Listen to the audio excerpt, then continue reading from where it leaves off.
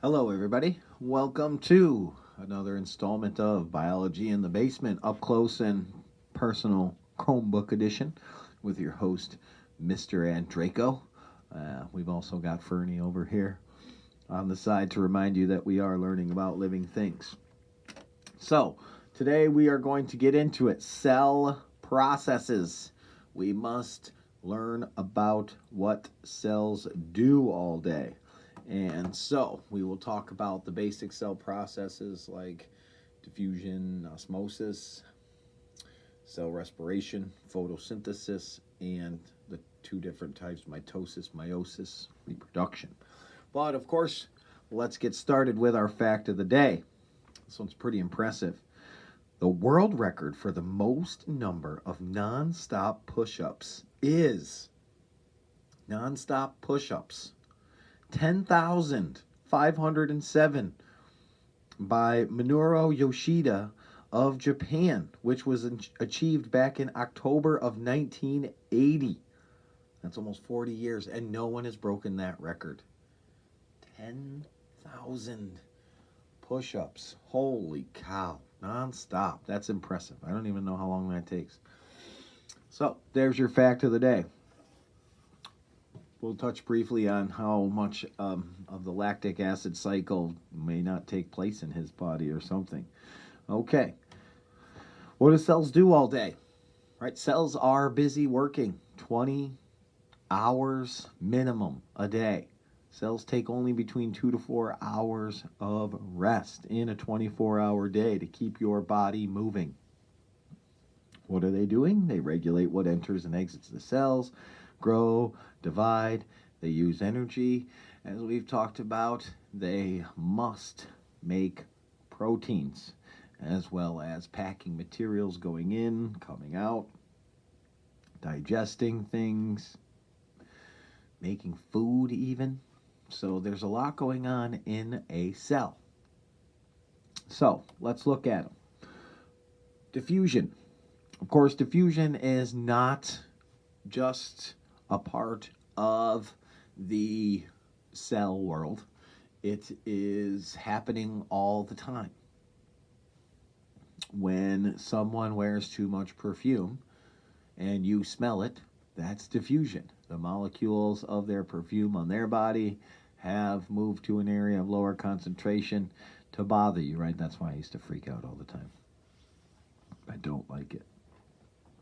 Anyways, that's happening. Like in this picture, where you can add a little bit of dye to water, it will diffuse, and the whole water will turn that different color. And so that is diffusion. Happens all the time, right? The sun is a type of diffusion, right? Thermal radiation, right? The sun is diffusing heat towards us because it is just a really big hot ball, and the heat is diffusing away from it, and we are being warmed by thermal radiation. Of course, we want to focus on its relation to the cells because cells need molecules in high concentration to diffuse into their cell bodies, or they need to create molecules in high concentration to get them to diffuse out. I use this slide as an example of what happens to you all day, right? You eat hopefully a nice big breakfast and you flood the bloodstream with sugar so it's in high quantities. So it is this high concentration that causes the glucose molecules in this case to diffuse into your cells until you reach equilibrium. And then your body, as we'll talk in a minute, uses up those glucose molecules. But that's how we get food to move into our cells after we've digested it. We don't have a pump. That would take too much energy. We've got 70 trillion cells. We can't expend that much energy. So we just flood the bloodstream and we rely on good old diffusion. No energy is required. Sometimes there's a little bit of help required, facilitate, right, to make easier.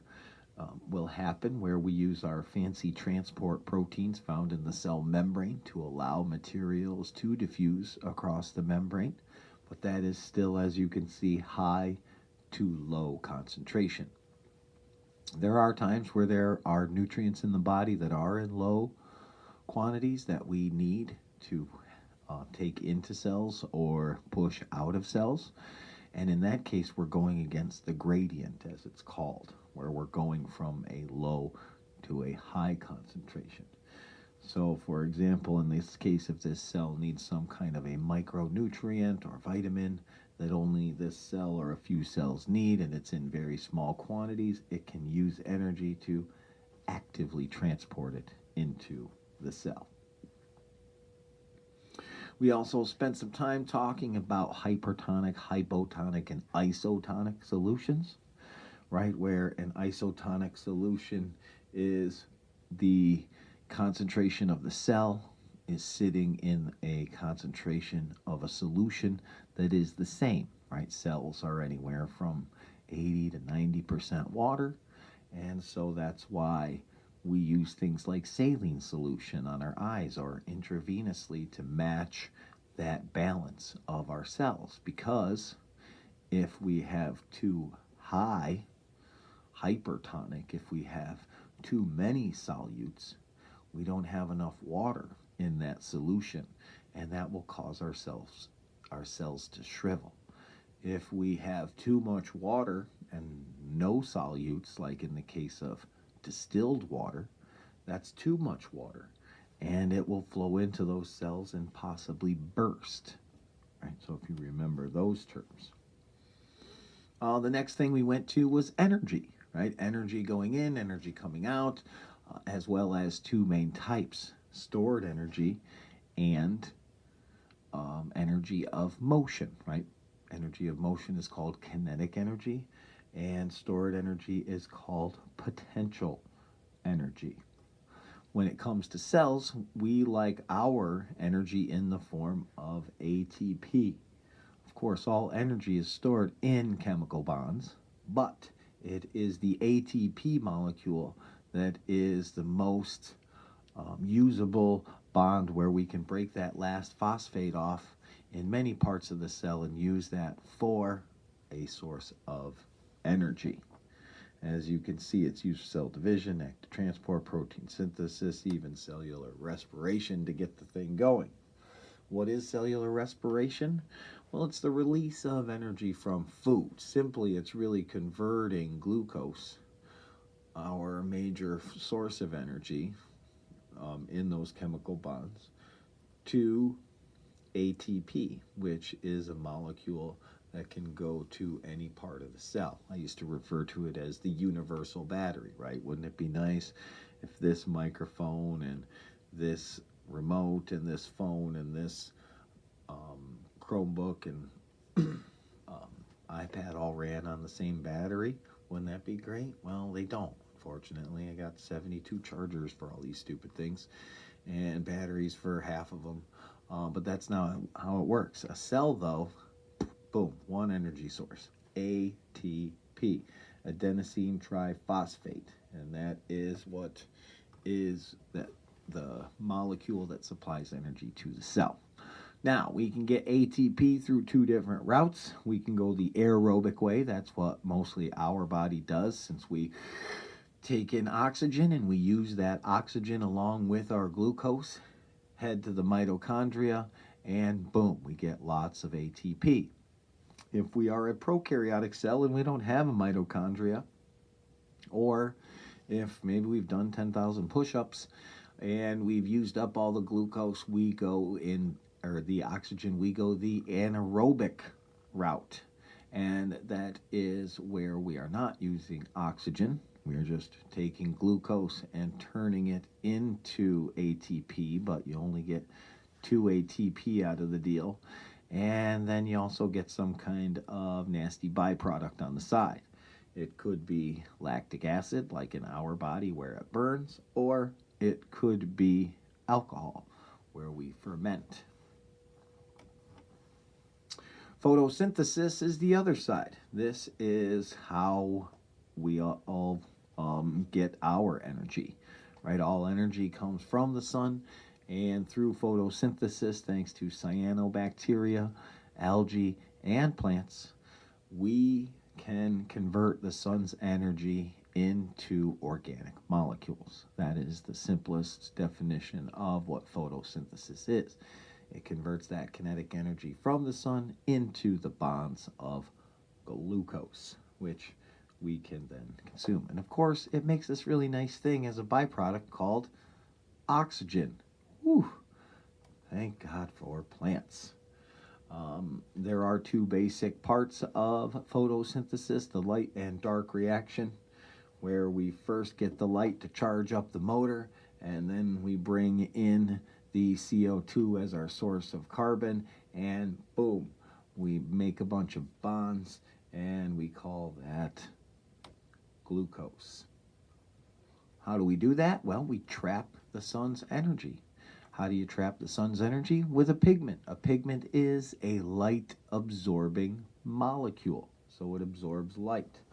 We discussed why plants were green over other colors, because to a plant, green is a low-energy photon. It doesn't produce a lot of energy for its wavelength, even though it sits right in the middle of the, Roy G. Biv thing. You would think it would just be in the middle, but when it comes to the chloroplast, it cannot convert that energy. So it absorbs all the other colors except for green, which it reflects back to your eyes, and that's why we see green plants. All right, last thing is the cell cycle.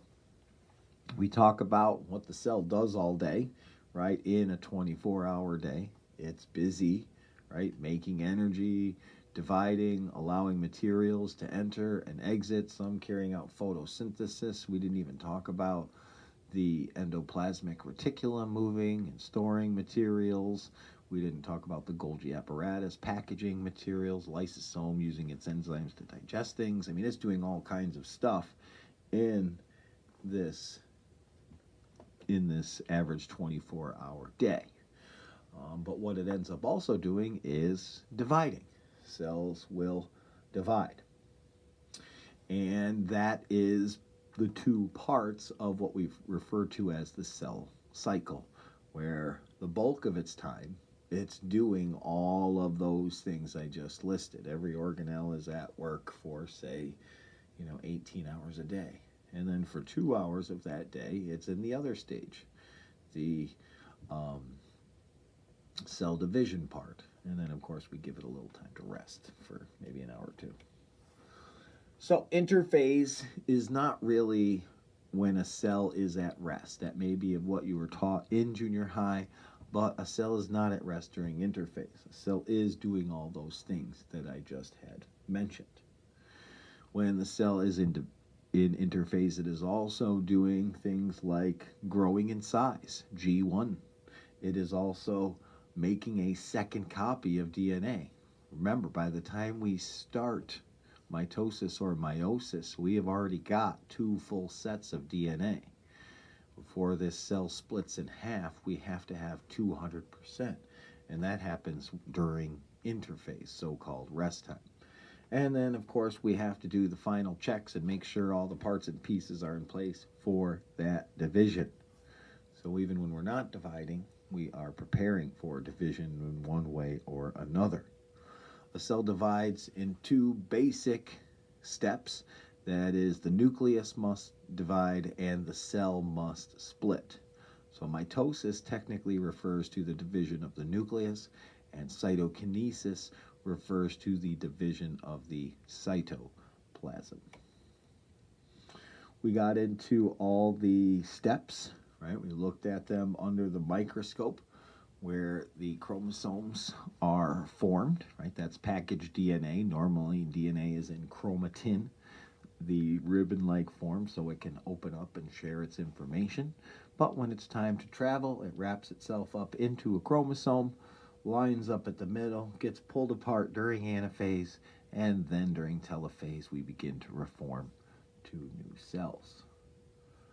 Now that, of course, is asexual reproduction, which we use for things like repair, replacement of cells after injury, or just worn out growth of new cells, as well as if you are a single celled organism and you just went through cell division, then you have just made another one of you.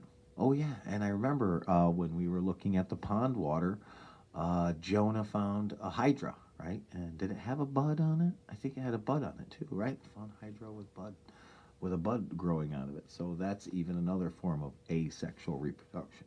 Of course, there's also sexual reproduction where we only want to take our DNA and use half of it. And that is a process we call meiosis, where we kind of go through mitosis twice so we can keep splitting our DNA in half, right? So at the end of mitosis, we have two identical cells, because usually we're just repairing a cell next to it, so we just want to make a copy to replace that one that we lost. If we are trying to reproduce, we go through meiosis, which is going to take our DNA and it's going to cut it in half.